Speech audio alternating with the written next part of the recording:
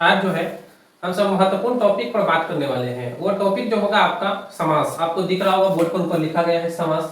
समास के ऊपर जो है हम जो है इस टॉपिक में बात करने वाले हैं और किसी भी एग्जाम के लिए बहुत महत्वपूर्ण होता है तो समास के बारे में जानते हैं।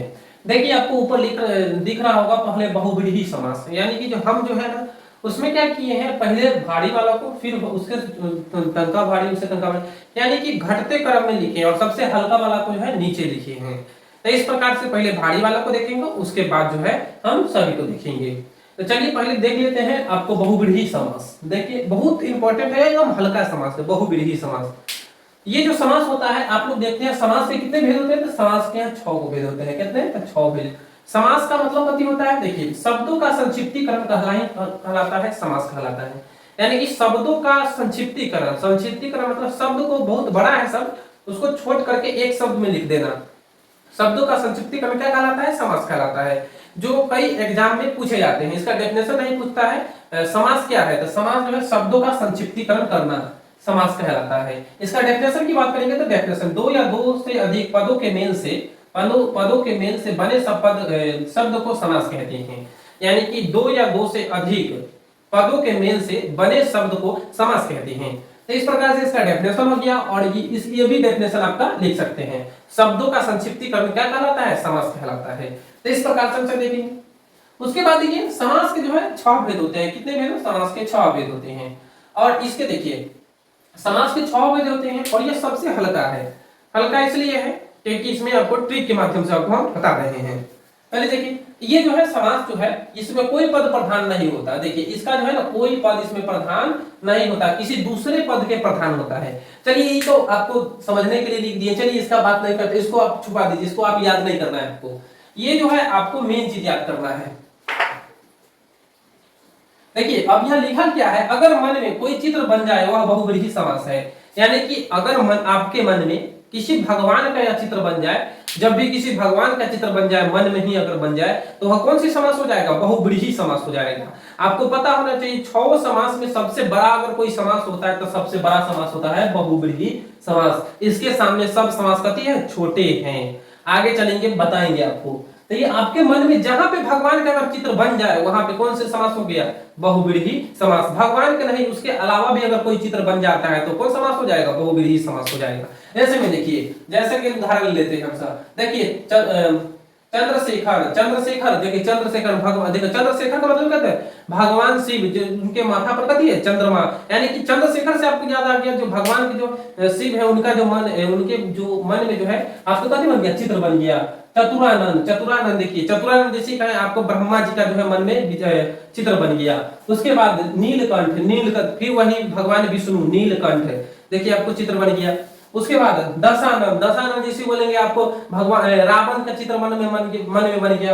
ये कौन सी समास हो जाएगा, बहुब्रीहि समास। देखिए शिव, अब शिव जैसे नाम लिया आपको मन में एक चित्र बन गया, वो कौन सी समास होगा, तो ये बहुब्रीहि समास होगा। महावीर देखिए महावीर जी का चित्र बन गया आपके मन में, तो कौन सी समास होगा, त्रिलोक का मतलब तीन त्रिलोक भगवान शिव उनके देखिएगा यहाँ पे आप यहाँ आंक रहता है त्रिलोक। यानी कि आपके मन में जब भी कोई चित्र बन जाए भगवान का चित्र या कुछ और का चित्र बन जाए तो वह किस प्रकार की होगी, तो वह बहुब्रीहि समास होगा। और यह 6 समास में से सबसे बड़ा समास कौन होता है, तो बहुब्रीहि समास होता है।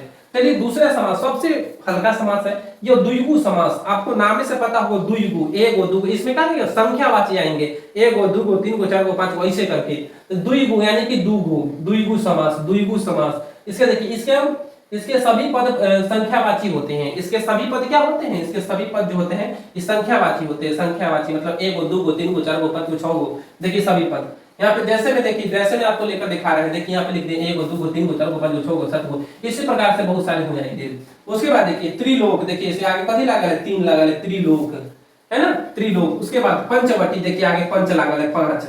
उसके बाद दोपहर यानी कि 2 लागल है, चौराहा 4 लागल है, छमाही 6 लागल है, तिमाही 3 लागल है, दशानन 10 लागल है, त्रिभुज 3 लागल है, चतुर्भुज 4 लागल है। तो इस प्रकार से अगर सबसे पहले अगर संख्यावाची दिख जाए तो वह कौन सी समास होगा, द्विगु समास। यानी कि 1 2 3 4 तो इस प्रकार के अगर कोई शब्द दिख जाए तो कौन सी समास होगा, कौन सी समास होगा, तो द्विगु समास होगा। यानी कि त्रिलोक, पंचवटी, दोपहर, चौराहा, छमाही, तिमाही ये समय कहाँ सबसे पहले कहाँ अंक आ रहा है, संख्यावाची आ रहा है, तो ये सब कौन सी समास होगा, तो द्विगु समास हो जाएगा।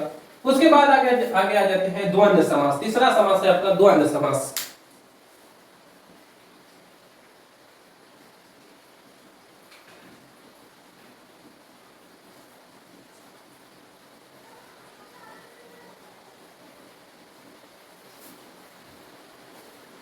द्वंद्व समास में देखते हैं तो द्वंद्व समास देखिए, तो द्वंद्व समास है जहां पे आपको बीच में जुड़ा हुआ दिख जाए, द्वंद्व समास नहीं होगा। जहां पे जुड़ा हुआ, इसमें जुड़ा हुआ शब्द आता है। देखिए इसमें कौन सी शब्द आता है, जुड़ा हुआ शब्द आता है। जब भी जुड़ा हुआ कोई शब्द दिख जाए तो वो कौन सी समास होगा, द्वंद्व समास होगा, द्वंद्व समास होगा। जैसे देखिए हाथ पांव, ये देखिए जुड़ा हुआ है। पाप पुण्य देखिए जुड़ा हुआ है।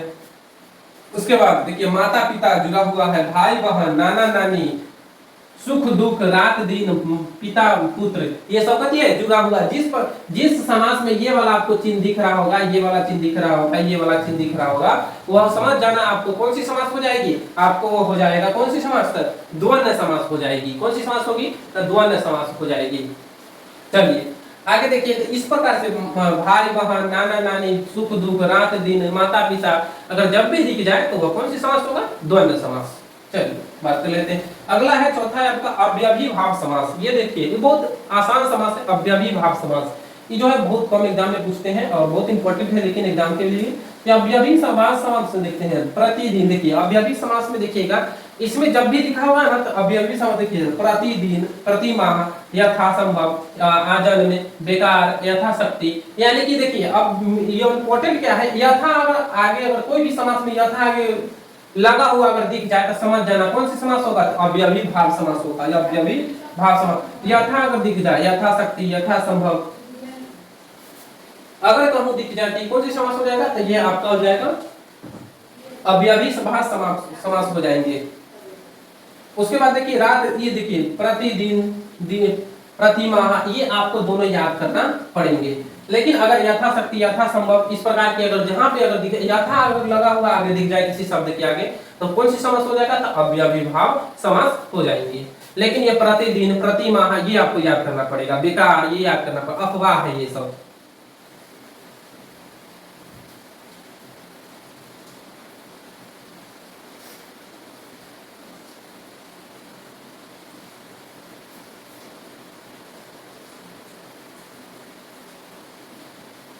उसके बाद है अगला समास है आपका पांचवा समास, तत्पुरुष समास। तत्पुरुष समास तो बहुत इंपॉर्टेंट है, यह भी समास को हमसे देखेंगे।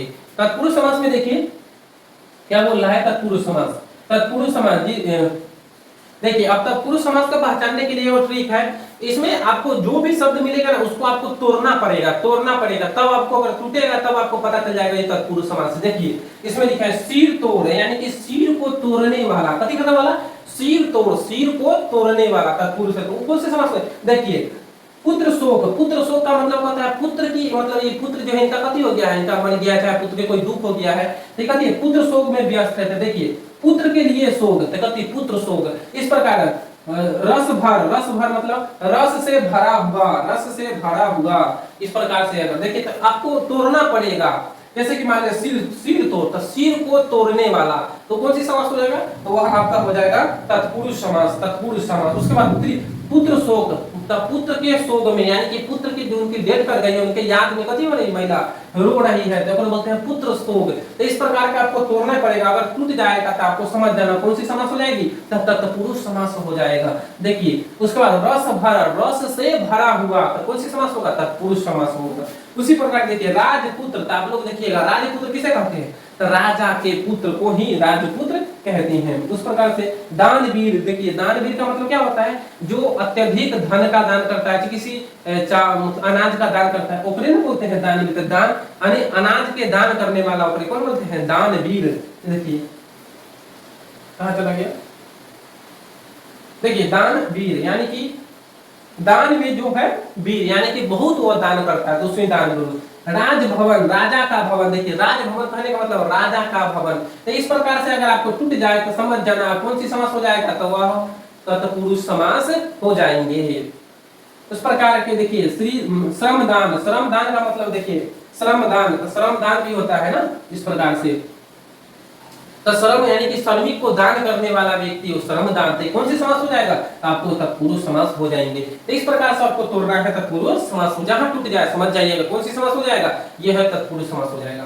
उसके बाद देखिए लास्ट वाला समास है छठा समास, कर्मधारय समास। चलिए अब ये समास में बहुत, ये समास कर्मधारय समास और बहुव्रीहि समास जो है बहुत इंपॉर्टेंट है। यही दोनों समास में जो बच्चे क्या हो जाते हैं, फंस जाते हैं, यही समास जो है गलती कर देते हैं। यहीं पे आपको हम बताए हैं, शुरू में ही बता दिए, सबसे अगर बड़ा कौन सी समास होगा, ये बहुव्रीहि समास होंगे, सबसे बड़ा समास होता है बहुव्रीहि समास। आप लोग कभी कभी देखिएगा जो कभी कभी जो है भगवान जी का जो नाम, जैसे कि त्रिलोक हो गया, तो ये जो है कभी कभी तत्पुरुष समास हो जाता है, कभी कभी कर्मधारय समास, कभी कभी कर्मधारय समास हो जाता है। तो आपको ये देखना है कर्मधारय समास कैसे होता है, तो ये आपको बताते चलो। जैसे मान लो मतलब किसी ऑप्शन में दे दिया जो हाँ कौन से इसमें से कर्मधारय समास है, 4 ऑप्शन दे दिया, उसमें 4 ऑप्शन में से दे दिया, मान लीजिए उसमें पंचवटी दे दिया, जैसे मान ले चौराहा दे दिया, उसमें शिव दे दिया, उसके बाद उसमें जो है मतलब 2-3 ऑप्शन और दे दिया।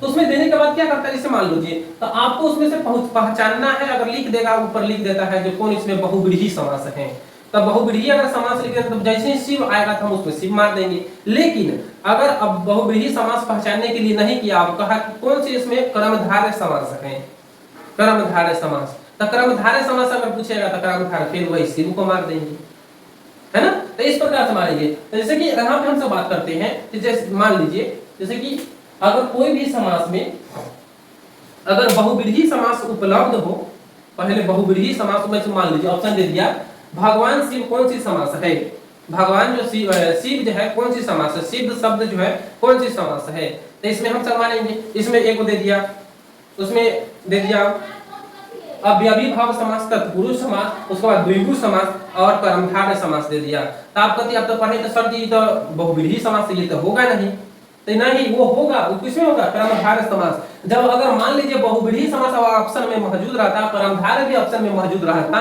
तो उसमें से हम कथी मारते, तो सबसे बड़ा समास कौन होता है, सबसे बड़ा समास बहुव्रीहि समास होता है, वही समास को मारते, कर्मधारय समास को छोड़ देते हम सब।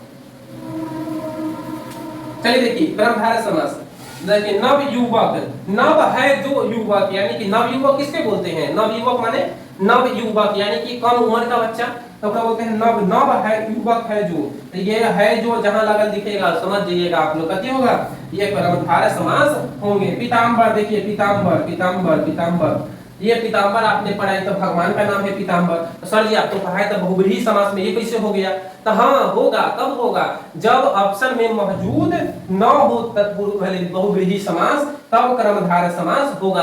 अगर ऑप्शन में बहुव्रीहि समास पहले से मौजूद होगा तब क्या होगा, कर्मधारय समास। आप आंसर नहीं मारिएगा, आपका आंसर मतलब गलत हो जाएगा।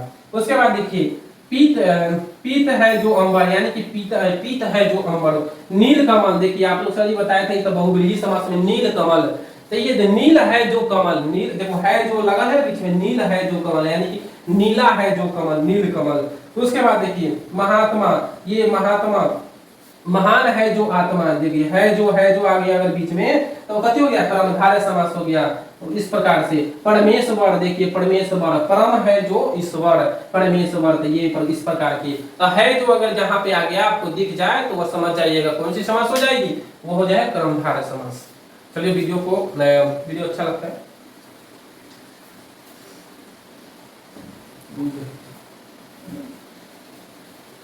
चलिए आज के लिए इतना ही। अगर वीडियो अच्छा लगा वीडियो को लाइक करें, चैनल को सब्सक्राइब करें। फिर मिलते हैं किसी नेक्स्ट टॉपिक पर। धन्यवाद। जय हिंद, जय भारत।